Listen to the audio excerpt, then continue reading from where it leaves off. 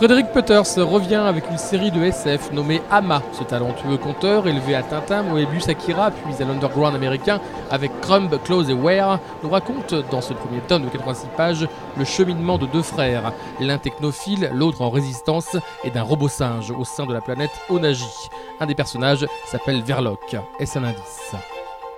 Verloc, c'est le nom d'un personnage d'un roman de Joseph Conrad, du roman Agent secret. Et ils ont les deux été élevés par un père qui a un magasin d'antiquités, qui vend d'étranges objets qui n'intéressent plus personne dans le futur dont je parle dans le livre. Des objets étranges avec une drôle de matière qu'on tourne comme ça, qu'on appelle des livres. Et ils ont... Le petit frère, lui, Conrad, a complètement abandonné cette filiation. Il est parti dans le vrai carriérisme de son époque, mais son frère, le héros, Verloc, lui, est resté baigné dans cette espèce de nostalgie un peu ouatée, comme ça, transmise par son père, l'amour des livres. Et son père, leur père, les a nommés d'après Joseph Conrad. D'où l'explication, mais c'est vrai que j'ai pris ce nom-là aussi parce que d'abord c'est cohérent par rapport au bouquin de Conrad, mais c'est aussi un nom très étrange. Il est déjà étrange chez Conrad.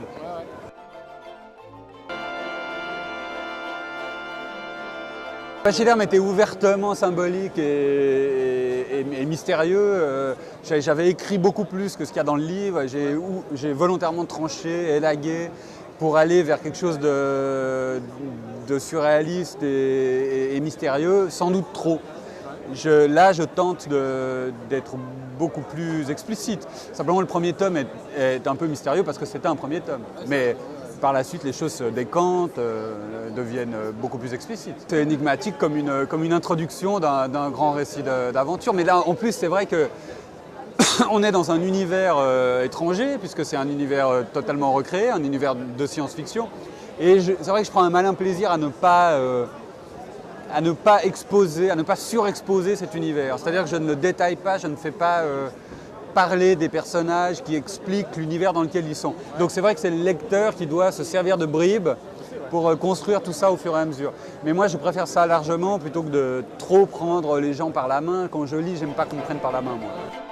On lit plus la série de science-fiction précédente. Le rapport au monde technologique n'était pas vraiment posé comme une question du livre. C'était plutôt de l'ordre du décor, essentiel, parce qu'il y en a qui disent que ça aurait pu être un western, je ne suis pas d'accord. Il fallait que ça prenne place dans l'espace. Mais non, là, le rapport de l'homme à la technologie, de la nature, face au progrès, toutes ces questions-là sont vraiment au cœur du livre.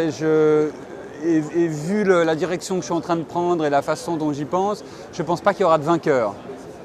Je pense qu'il restera des questions plus profondes que les questions de départ. Mais je pense que le rapport sera ambivalent et complexe, comme le mien peut l'être avec la technologie consumériste qu'on nous fourgue par wagon. J'ai un rapport ambigu avec ça. Et je ne pense pas chercher une réponse à travers ces livres, mais plutôt poser des questions encore plus compliquées. Justement, est-ce que, c'est pas un compliment parce que vous n'êtes pas ça, mais est-ce que vous êtes une sorte de Kubrickien ? Ah Vous faites des cerveaux en fait. Alors, trouvons un autre adjectif que Kubrickien, c'est un peu étouffant, quoi. Vous voulez vous rapprocher du cinéma pour retourner vers Kubrick. Moi, je préfère voir un film de science-fiction par Kubrick que par George Lucas, ouais. J'aime lire récits à la première personne parce que ça pose la question de la vision qu'on a des autres, de ce qu'on dissimule pour mentir aux autres, de quelle image on donne de soi, quelle image on a de soi-même, etc. Tous ces jeux-là m'ont toujours intéressé. Et quand on a un récit très distant, comme ça, un récit objectif, avec plusieurs personnages à égalité, c'est plus difficile de jouer avec ça, je trouve. Plus je vieillis, et plus j'ai l'impression d'aller vers le classicisme le plus replet. J'ai une belle admiration pour les constructeurs de récits qui savent dissimuler les nœuds de leurs intrigues dans un flot de lecture comme ça, sans qu'on réalise à quel moment on nous donne des informations. Oui, tout ça, c'est l'héritage des grands feuilletonistes du 19e. Hein. C'est des gens qui élaborent des grandes fresques au fur et à mesure en livrant les choses par allusion et par des bouts de dialogue. Mes envies de connaissance vont vers la peinture, quoi. C'est inépuisable, c'est fabuleux, mais ça me terrorise, quoi. C'est-à-dire que plus j'engrange des connaissances sur l'histoire de l'art classique, et plus les pinceaux s'éloignent de moi, comme ça, parce que c'est... Vous sentez un nain sur des pas de géant? Ouais, vraiment, ouais. Vraiment. Et d'ailleurs, pour un petit bouquin, et des fois ça m'arrive d'ailleurs de le faire juste pour moi, il m'est arrivé de redessiner à la plume des grands tableaux classiques pour l'exercice, comme les gammes d'un pianiste, quoi. Et pour réaliser à quel point la construction, l'équilibre, la justesse maniaque de la posture et du mouvement, les expressions chez les grands portraitistes, les finesses d'expression du visage, à quel point tout ça est d'abord fabuleux et ensuite on ne peut absolument rien bouger, quoi. Redessiner un grand tableau de maître, trompez-vous dans l'équilibre et tout se casse la figure.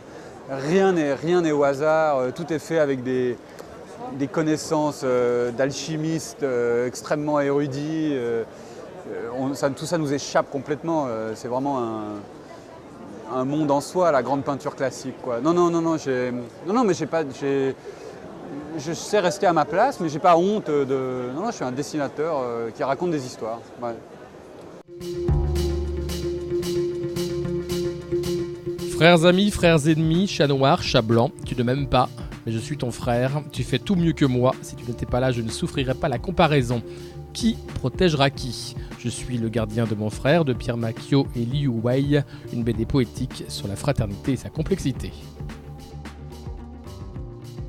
Monde sanglant et féroce, le fer et le sang cohabitent en permanence dans cette contrée nommée les Marches Carmines. Horreur, guerre de religion, combat de chevaliers mécaniques. Atinost et Lucas dépeignent un monde fantastique et ésotérique avec ce premier tome de Sian Loriel chez le Lombard.